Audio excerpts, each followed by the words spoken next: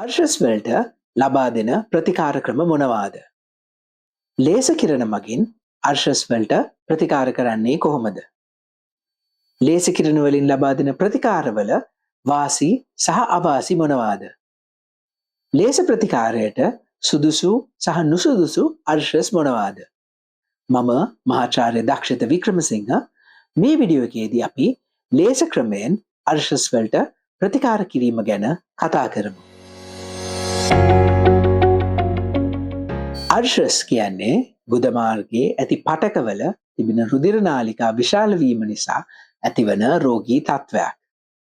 මෙහි විශාලත්වය අනුව ලබා දෙන ප්‍රතිකාර වර්ග කරන්න පුළුවන්. ලේසර් කියන්නේ light amplification by simulated emission of radiation කියන වචනවල මුල් අකුරු එකතු කරලා සෑදුණු වචනයක්. ලේසර් කිරණ මගින් අර්ශස් වලට ප්‍රතිකාර කිරීමේදී සිදු කරන්නේ අපි අර්ශස් ගෙඩිය තුළට ලේසර් කිරණ මගින් මේ ශක්තිය ලබා දීලා අර්ශස් වල පටකවල වෙනස්කමක් ඇති කළා එය කුඩා වීමට සැලැස්වීම. මෙහිදී අර්ශස් ගෙඩිය තුළ ඇති රුධිර වාහිනී වල රුධිර සැපයුම අඩු වෙනවා. ඒ වගේම අර්ශස් ගෙඩිය විශාල වීමේදී ඇදුණු පටක කුඩා කරනවා. මෙම ලේසර් කිරණ වල ශක්තිය නිසා අර්ශස් වලට රුධිර සැපයුම අඩු වීමත් පටකවල ලිහිල්භාවය අඩු වීමත් නිසා අර්ශස් ගෙඩි කුඩා වෙලා ඇකිලිලා යනවා. ඒ නිසා අර්ශස් ගෙඩි ගුද මාර්ගයෙන් එළියට පැමිණීමත් අර්ශස් වලින් රුධිර වහනයත් නවතිනවා. ලේසර් කිරණ මගින් අර්ශස් වලට ප්‍රතිකාර කිරීමේ ප්‍රධාන වාසි කිහිපයක් තිබෙනවා. මෙහිදී කැපුමක් යොදන්නේ නැති නිසා ශල්‍ය කර්මයට පසුව ඇතිවන වේදනාව අවමයි. ශල්‍ය කර්මය තුලදී රුධිරය වහනය වීමත් අවමයි. වේදනාව අඩු නිසා ඔබ රෝහලේ රැඳී සිටිය යුතු කාලය අඩුයි. ශල්‍ය කර්මයට පසුව වේදනානාශක ඖෂධ ලබා ගැනීමත් අඩුයි. ඒ වගේම ගුද මාර්ගයේ ඇති මාංශ පේශි වලට හානි වීමත් අවමයි. ලේසර් ප්‍රතිකාරයේ අවාසිත් කිහිපයක් තිබෙනවා. විශේෂයෙන්ම විශාල අර්ශස් තිබෙනවා නම් අර්ශස් ගුද මාර්ගයෙන් එළියේ හැමේ ඇතිවන ගැටිති තිබෙනවා නම් ඒවා වලට ලේසර් වලින් ප්‍රතිකාර කරන්න අමාරුයි. හැමේ ගැටිති ලේසර් නිසා ඇකිලෙන්නේ නැහැ. ඒ වගේම අර්ශස් ලේසර් වලට පස්සේ ඇකිලීමේදී ගුද මාර්ගයේ තද ගතියක් වෙනසක් දැනෙන්න පුළුවන්. මේ වාසි සහ අවාසි හොඳට තේරුම් අරගෙන ඒ ප්‍රතිකාර ක්‍රමය තෝරා ගැනීම මගින් හොඳ ප්‍රතිඵල ලබා ගන්න පුළුවන්. මම කලින් සඳහන් කරපු අර්ශස් වල ප්‍රමාණය මත සහ ලේසර් වල වාසි අවාසි මත ලේසර් හෙමොරොයිඩෙක්ටමි වලට සුදුසු සහ නුසුදුසු අවස්ථා තිබෙනවා.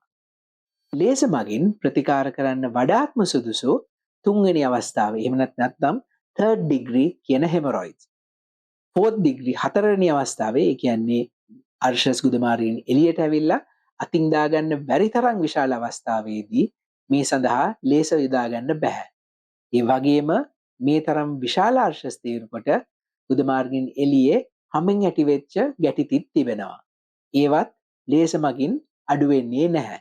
ඒ නිසා වඩා විශාල අර්ශස් වලට ලේසර් ක්‍රමය සුදුසු නැහැ. ඒ වගේම අර්ශස් වල ලේ කැටි ගැහිලා තිබෙනවා නම් වේදනාවක් තිබෙනවා නම් ඒ අවස්ථාවලදීත් ලේසර් වලින් උපරිම ප්‍රතිඵල ලබා දෙන්නේ නැහැ. ඔබේ අර්ශස් කාලයක් තිබ්බනම් ඒ සමග ගුද මාර්ගයේ මතු පිට ස්තරය මියුකෝස එකත් ඇදිලා පහත් වෙන්න ගන්නවා නම් ඒ වගේ අවස්ථාවලදීත් ලේසර් මගින් ලබා දෙන ප්‍රතිඵල සාර්ථක නැති වෙන්න පුළුවන්.